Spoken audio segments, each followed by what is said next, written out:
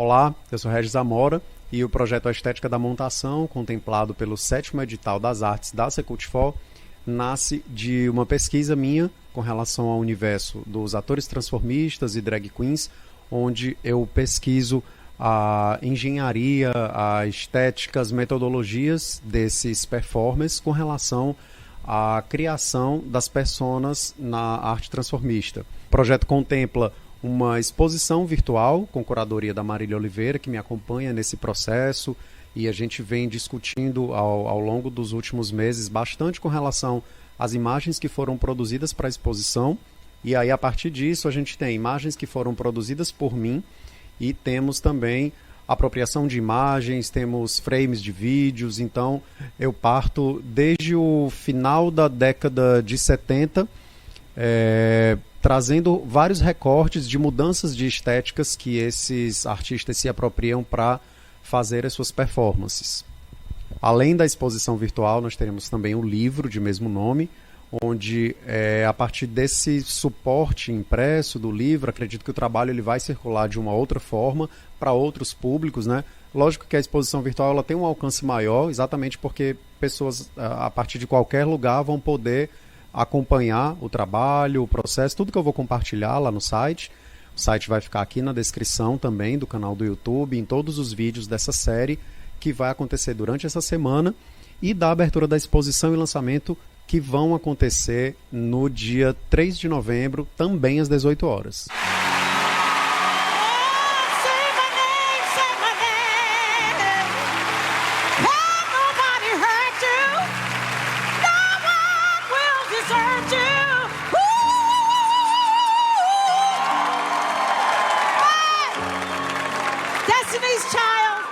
I want you to know, girls, that I've been where you are right now with Sarah Dash and Ona Hendricks. I used to sing with a group. It gets better. I have a new song on my latest CD that I think is so appropriate for me to sing for you girls tonight, for the flood victims in New Orleans, and for our troops.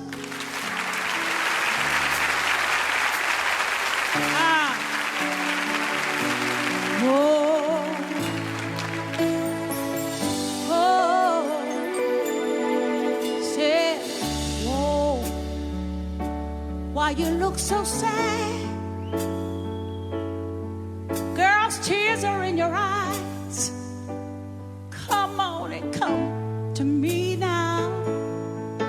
Oh, don't be ashamed to cry. Let me see you through. Because Miss Patty's seen the dark side too.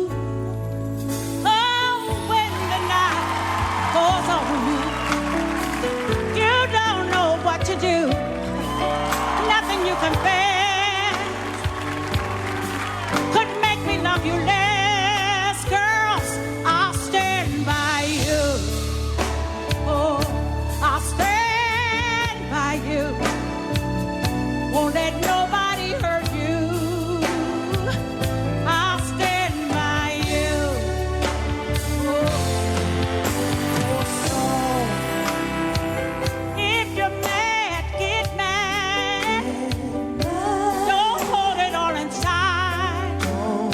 Oh.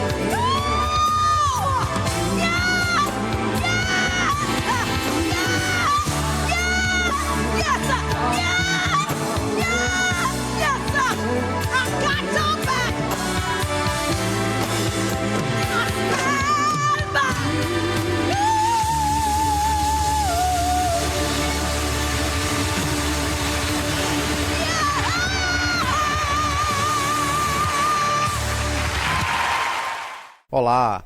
Nessa série de conversas e performances que nós estamos fazendo durante essa semana, por conta do projeto A Estética da Montação, hoje a gente está recebendo Misaira Shiva. A gente vai já conversar com ela, vou só falar um pouco sobre o projeto, que foi contemplado pelo 7º edital das artes da Secult4. É um projeto na categoria de fotografia que contempla uma exposição virtual e um catálogo que vão ser lançados na semana seguinte. Então, durante essa semana, a gente segue aí nesse aquece com 5 artistas transformistas que fazem parte aí do cenário da arte transformista no estado do Ceará. E aí hoje a gente está recebendo Misaira Shiva. Vocês viram já um primeiro número dela, daqui a pouco vocês vão ver o segundo número. Misaira, é um prazer ter você aqui com a gente no projeto A Estética da Montação. Prazer é todo meu, é sempre bom estar com amigos trabalhando e fazendo os trabalhos incríveis, né? Principalmente quando a gente está em prol da valorização de uma classe artística e que isso engloba a classe artística como um todo, em todas as suas vertentes, né? É sempre bom estar nesses lugares. Sim. No projeto, que é voltado para as artes visuais, para fotografia, enfim, eu pesquiso já há mais ou menos uns 5 anos como é que funciona a metodologia da montação, com relação a todos os artifícios que esses artistas usam para montar, digamos assim, a sua performance, né? E aí eu queria que você falasse um pouco antes do teu histórico, de como é que você se descobriu ator transformista. Não sei se o ator Misa de teatro veio antes, ou o que veio antes, aonde os dois se encontram e se misturam também. A grande verdade é que eu nem sei quem chegou primeiro, porque se a gente for parar para pensar, o Misa teoricamente chegou antes da Misaira, porque antes de ser um personagem eu já era o ator Misa, mas eu só consegui me encontrar como ator, como uma pessoa que faz teatro, após eu ter iniciado a minha arte com a Misaira. Mas o processo ele foi mais ou menos assim. Eu sempre admirei. Eu tenho uma família que é envolvida com arte, né? Meu pai canta, minha mãe canta, todo mundo da minha família canta. Tem gente que atua, tem gente que faz um monte de coisa. E eu acho que aquele meio sempre me levou a estar ali, entre a arte, né? Tendo um conhecimento sobre uma coisa ou outra. Pessoas que realmente têm amor pelaquilo que faz. Então, aí já despertava em mim essa vontade, né? Junto com o amor pela arte e de se aprofundar mais nela, veio a puberdade e a descoberta na sexualidade, descoberta entre aspas, né? Mas a puberdade que é onde aflora tudo. Aí a gente Você começa a vivenciar mesmo, isso, né? A gente acaba vendo, assistindo coisas, e eu pesquisava bastante. E eu sempre via as drags, as transformistas, e eu achava sempre aquilo muito lindo. Como, por um exemplo maravilhoso, quando eu passava de ônibus e via o cartaz dos concursos, como Miss Gay Ceará, o Garota G. Então eram coisas que eu já olhava e já via que em algum momento aquilo iria cruzar o meu caminho. Mas eu nunca tinha ido atrás de tentar fazer, até porque eu era muito, muito, muito novinho, né? E aí o tempo foi passando, eu fui conhecendo pessoas, eu fui conseguindo me aproximar da maquiagem e de outros artistas também. E aí sim eu fui criando, né? Uma vez eu me montei, fiquei horrorosa, mas depois a segunda eu fiquei bonita. E aí a gente vai, eu descobri que aquilo era possível, assim, que era possível. E aí começou esse processo, como você falou, da arte da montação, que é a da descoberta desse alter ego, né? O que é que esse alter ego faz? O que é que esse alter ego pratica, né? Porque nós somos um personagem, e cada personagem tem a sua função. E nem todos fazem a mesma coisa, né? Tem a sua personalidade. Então, o caminho foi mais por aí. Sim. E aí você falou da primeira vez que você se montou, que não... Lógico, em termos de maquiagem, de peruca, de figurino, não é o mesmo que você tem hoje, né? Que você vai aperfeiçoando, vai encontrando mesmo a tua persona. Qual foi essa situação em que você se montou pela primeira vez? Já foi artisticamente? Foi para ir para uma festa? Foi brincando com amigos? Como é que foi? Foi uma brincadeira, porque esses meus amigos já sabiam do meu interesse e eram pessoas que maquiavam, assim, mulheres, né? Que maquiagem de mulher não é a mesma coisa que maquiar um homem, mas aí, como eles já sabiam desse meu interesse, eles me levaram pra... A gente combinou de dormir juntos. Foi a cobaia. Fui uma cobaia. Vamos dormir juntos. Aí eu fui lá pra casa de um deles e o outro foi também. Aí quando deu assim mais ou menos 11 horas, vamos te maquiar. E aí eu me maquiei, assim, mas eu lembro desse dia como se fosse hoje, porque...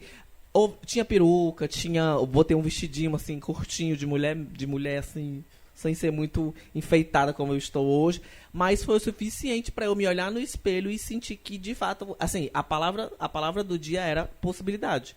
Eu me olhei e vi que era possível, assim. E foi muito, foi assim, foi a primeira vez que eu vi a Misaira, conhecer uma pessoa. Literalmente eu conheci a Misaira naquele dia. E ela nem tinha esse nome, mas ela acabou, todas as situações levaram a ser esse nome. Entendi. E quando você se olhou e se viu Misaira, né? Eu acho que você começou a procurar mais referências para poder formar a tua persona, né? A partir de várias referências, de vários outros artistas. Quem foi que te inspirou para montar essa persona da Misaira? Antes mesmo de eu de eu chegar a me montar, né? Eu já pesquisava.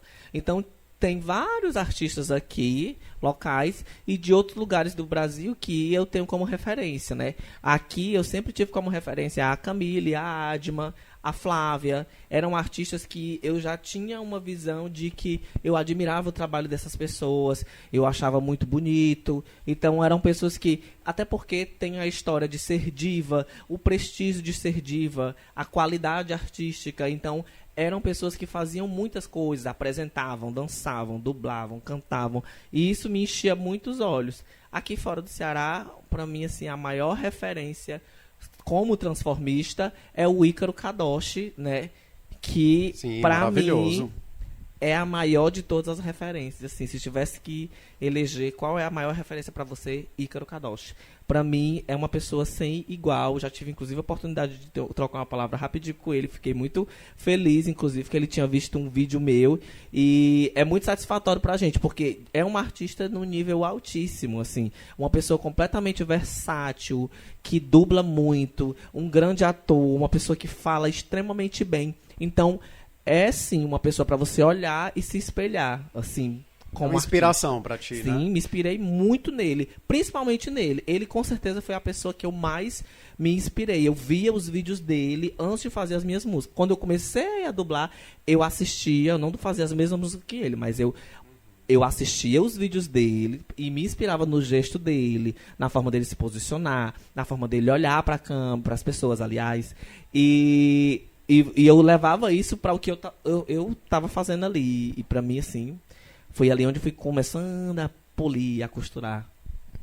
Você falou uma coisa interessante, eu não fazia as mesmas músicas que ele. Como eu não me monto especificamente, mas eu estou muito dentro do meio, né? E às vezes eu percebo muito na fala de outros artistas, de uma música ou outra, ou um determinado artista ser exclusivo de uma pessoa. Não, aquela pessoa só faz música, por exemplo, da Maria Bethânia, essa só pode fazer Whitney Houston. Como é que funciona isso? Até que ponto um artista transformista se apodera de um determinado artista e só ele consegue fazer aquilo e vira uma referência em fazer aquilo? Você acredita nisso? Para ti funciona dessa forma? Você elegeu um artista que, não, só faço esse aqui, como é para ti? Assim, é uma questão histórica, né? Porque vieram muitas pessoas antes da gente, né? Assim, uma geração antes de mim foram as divas, que eram da Divine. Antes da Divine, acho que a gente teve a Casa Blanca, que tinha uma série de artistas como Dione, Rebecca Evans e vários outros. E tinha também o grupo Metamorfose e outros que vieram antes. Desses mais antigos, existia realmente esse perfil de escolher um artista e de se personificar. Então, essas pessoas já escolhiam artistas que se pareciam fisicamente com eles, e aí eles continuavam fazendo. O que eu acho que é uma coisa da época, assim como hoje nós temos aí RuPaul's Drag Race, né? Que é uma outra vertente, mas que, se você for parar para comparar, sim, é a mesma coisa. Então, eles pegam um artista e conduz, se especializam naquilo, no gesto, no cabelo, na forma de se maquiar. E eu acho que isso, ao longo do tempo, foi sendo valorizado, mas depois se perdeu e veio uma nova geração. Aí, geração de drag, geração de andrógeno, geração de outras pessoas. E isso foi se perdendo. Porém, existem artistas que fazem uma música muito perfeita e acaba ficando a cara daquela pessoa. Então, não que a música seja de propriedade dessa pessoa, mas é impossível você ouvir essa música e não lembrar dessa pessoa. Como, por exemplo, você ouvir Maria Bethânia ou Cher e não lembrar da Adma. Adma que vai estar aqui também com a gente. Exatamente. Então, são pessoas que existe uma ligação. Você ouve, você lembra. O Vilmar Lobo, inclusive, ele faz personificação do Ney Matogrosso. Mas é porque ele é dessa época e ele continua fazendo esse trabalho até hoje. Mas os artistas atuais, como eu, por exemplo, já fiz uma personificação, mas eu não sou cover da Edith Piaf. Mas eu personifiquei ela um dia para fazer uma performance. Um dia não, algumas vezes para fazer algumas performances com ela. Mas eu acho que hoje, assim, tipo, de dizer que um artista vai ser fixo daquele personagem, eu acho que nessa atualidade, da forma que a gente está vivendo, de tanta versatilidade, de tantas possibilidades, eu acho que isso não vai acontecer dessa forma, entendeu? Porque já temos aí Pablo cantando, outras atuando, fazendo filme, fazendo stand-up comedy. Então, elas já perceberam que existe um leque de possibilidades fora da boate. Existe o teatro, existe a TV, existe o filme. Então, só daí já tira esse negócio de que um artista vai ficar ligado a apenas um personagem. Quando você falou que personificou já algumas vezes a Edith Piaf em alguns números, quando o artista transformista ele tem essa escolha de personificar um outro artista, o gestual ele precisa obedecer a algumas regras que são daquele artista, não é o seu gestual próprio. Por exemplo, a Misária ela tem um gestual próprio, um repertório corporal próprio. Quando você faz Edith Piaf, você precisa estudar o gestual da Edith Piaf, né? Como é estar na pele de uma outra persona. Você já é uma persona, Misária fazendo uma outra, né? Tem muitas camadas, né, dentro desse trabalho. A gente acaba voltando pro início do assunto que a gente teve sobre quem chegou primeiro, se foi a Misária ou se foi o Misa. Quando eu fui fazer Piaf, eu fiz uma pesquisa sobre a forma que ela se posicionava, se ela curvava a coluna, se ela se tremia, se a mão dela estava sempre fechada, como é que ela olhava, se era por cima, se era por baixo. Então eu fiz esse trabalho que, pra mim, eu só pensava assim, eu torci só estudando para fazer perfeito. Mas, na verdade, eu estava fazendo um trabalho de ator. Eu estava fazendo uma dramaturgia em cima de um show. Mas isso eu só fui perceber depois que eu executei esse show. E uma pessoa chegou para mim e disse, olha, você fez teatro. O que você fez aqui hoje foi teatro. E aí foi onde me veio assim a luz. Eu digo, vou atrás de fazer teatro. Fui procurar fazer um curso. E foi lá onde eu digo... Foi muito interessante para mim, porque... Quando eu comecei a estudar, aí eu percebi, nossa, eu estava fazendo isso aqui, eu não sabia, porque fiz uma pesquisa. Estava fazendo, mas mais no feeling, não tinha tanto a técnica, você foi atrás da técnica. Eu fui atrás da técnica, porque eu vi que era necessário, porque eu acho que é importante a gente como artista estar livre e disponível para caminhar para onde a vida artística nos leva. E eu vi que estava me levando para ali. Quando eu comecei a fazer sem querer aquilo, eu percebi, não, eu tenho que ir pro teatro. E fui atrás, porque é necessário. As pessoas são talentosas, a gente tem talento nato, algumas pessoas têm o talento nato, tem, mas você se especializar, você entender de uma técnica é extremamente importante quando você quer fazer. Se você é um artista que canta, você precisa fazer aula de canto. Se você é um artista que atua, você precisa fazer cursos, oficinas, para poder lhe aperfeiçoar, para lhe dar acervo mental, para você conseguir criar coisas. Então, para você conseguir executar isso de uma forma melhor, você precisa ir procurar. E aí eu procurei, assim, e aí eu fui, inclusive, aperfeiçoando a minha própria performance da Piaf. Porque eu tinha feito ela, assim, bem sem entender. Depois eu pesquisei mais. Depois eu pesquisei muito mais sobre ela, sobre a história dela. Inclusive eu fiz um show, porque quando eu fiz ela velha. Depois eu fiz um show fazendo ela nova.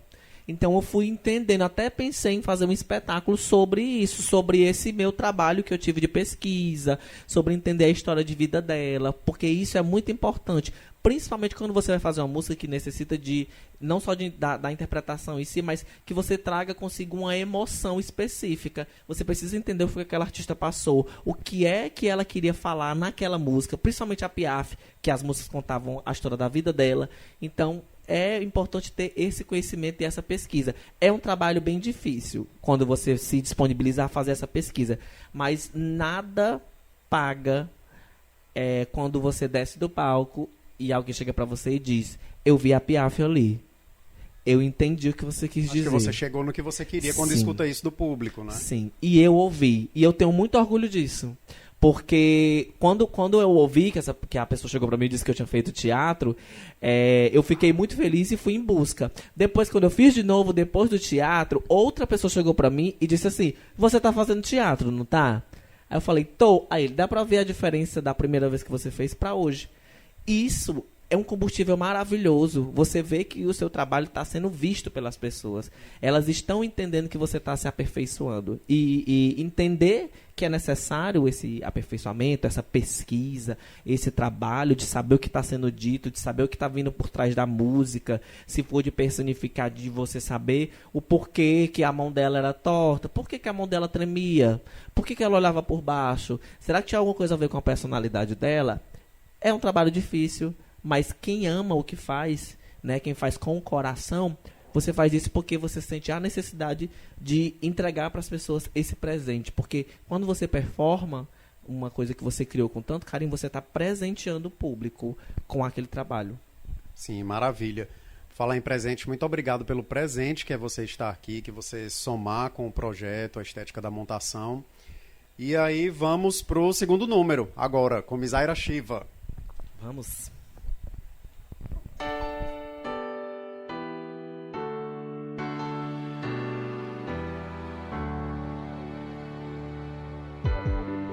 I may not know where I'm going now. This broken road is trying to tear me down, but deep inside I found a secret place that I never knew, where I feel safe when the world is untrue. Here's what